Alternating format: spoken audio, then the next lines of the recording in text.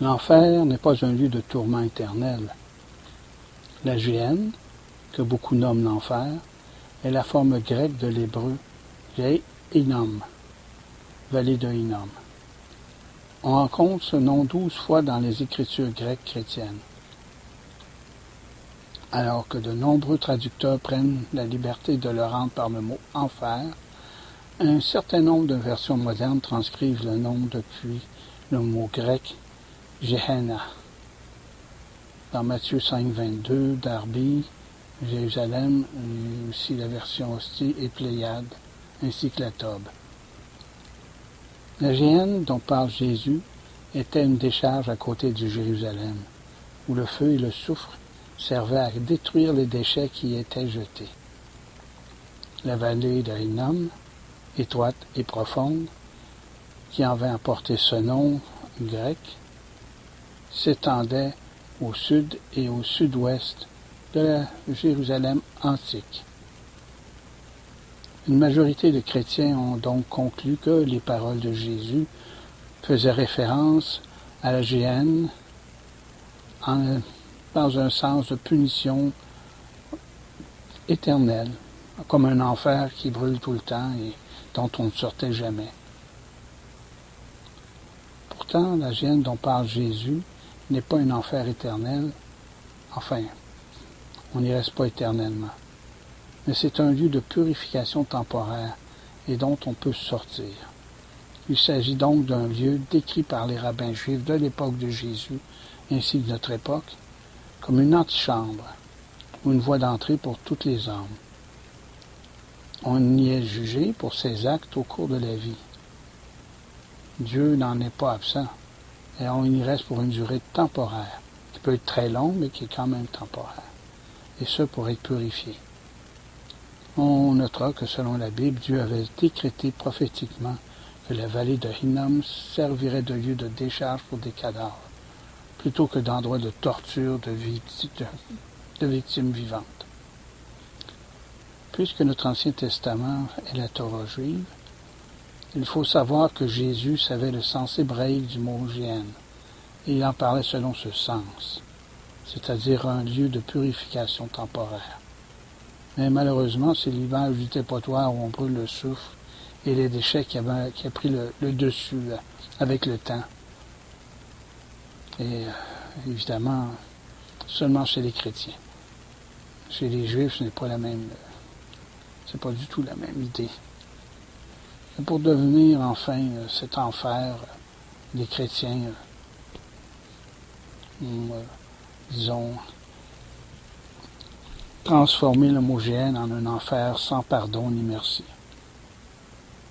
Pourtant, le sens du mot géhenne est bel et bien plus proche du purgatoire que de l'enfer, et sans le référer ou le comparer au texte catholique. C'est une comparaison symbolique. La Torah est la base de la prédication de Jésus. Il a donc utilisé le mot géhenne dans le sens juif et judaïste du terme, c'est-à-dire un lieu de purification, et non dans le sens de l'enfer éternel où on brûle les âmes pour l'éternité, sens que les chrétiens utilisent encore aujourd'hui.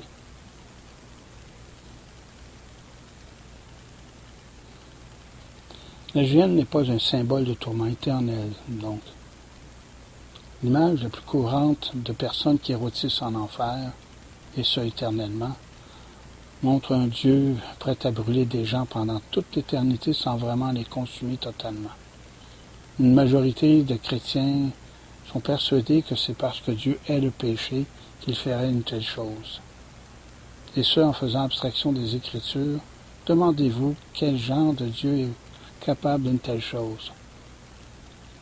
Les activistes des droits de l'homme modernes admettent que la terrible méchanceté de la torture, même si elle n'est que temporaire, elle est absolument à rejeter. Alors, est-ce que Dieu aimant la Bible, est-ce que ce Dieu qui aime l'homme et qui a sacrifié son Fils, concevrait une chambre de torture éternelle? Et si c'est le cas, il devrait donc être témoin pour le restant de l'éternité des souffrances de ceux qui l'aiment, mais qui l'aurait condamné à un tel enfer. Nous pourrions aussi nous demander comment ceux qui sont sauvés pourraient se réjouir au paradis s'ils voyaient leur enfant et leur parenté, et tous ceux qu'ils aiment, crier de douleur et souffrir à jamais. Même s'ils ne les voyaient pas, ils y penseraient. Comment pourraient-ils être heureux dans l'éternité, sachant que leurs enfants et leurs parents et amis souffriraient éternellement? Voyez-vous l'absurdité d'une telle idée? Pourtant, il y a des millions de personnes qui tirent cette conclusion lorsqu'elles acceptent les croyances qui entourent le concept populaire de l'enfer éternel et de la souffrance éternelle des condamnés. Comment peut-on concilier l'amour de Dieu et la sévérité du sentiment de l'enfer éternel? Un Dieu d'amour peut-il faire souffrir pour l'éternité un être qui n'a péché que pendant sa courte vie sur terre? Non. Et il est évidemment difficile de démontrer avec précision, certitude, le sens du mot Géhenne comme étant un endroit de purification. Alors beaucoup de chrétiens s'accrochent à cette idée de l'enfer éternel et malheureusement certains de mes frères et sœurs chrétiennes préféraient voir les autres croûter en enfer parce que pour eux, c'est la seule façon qu'ils voient. Ils ne voient pas la justice autrement. Ils sont incapables de concevoir que Dieu puisse donner d'autres chances à ces gens-là, que ce soit par le purgatoire, que ce soit d'une autre façon, n'importe comment. Beaucoup de chrétiens refusent qu'on donne une seconde chance aux gens qui sont morts. Malheureusement, ça tient du protestantisme beaucoup. Car dans le protestantisme, on refuse d'accepter le fait que les morts puissent avoir une autre chance. On refuse de prier pour eux, considérant que c'est terminé. Ils attendent le jugement et c'est fini. Chez les catholiques, c'est le contraire. On considère qu'on peut, disons, prier pour les chrétiens, les non-chrétiens, tous ceux qu'on veut aider à sauver, et puis même pour les morts.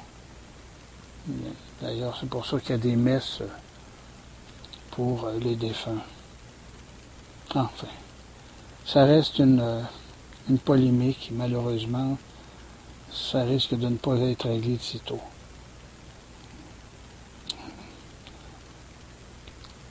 Voilà.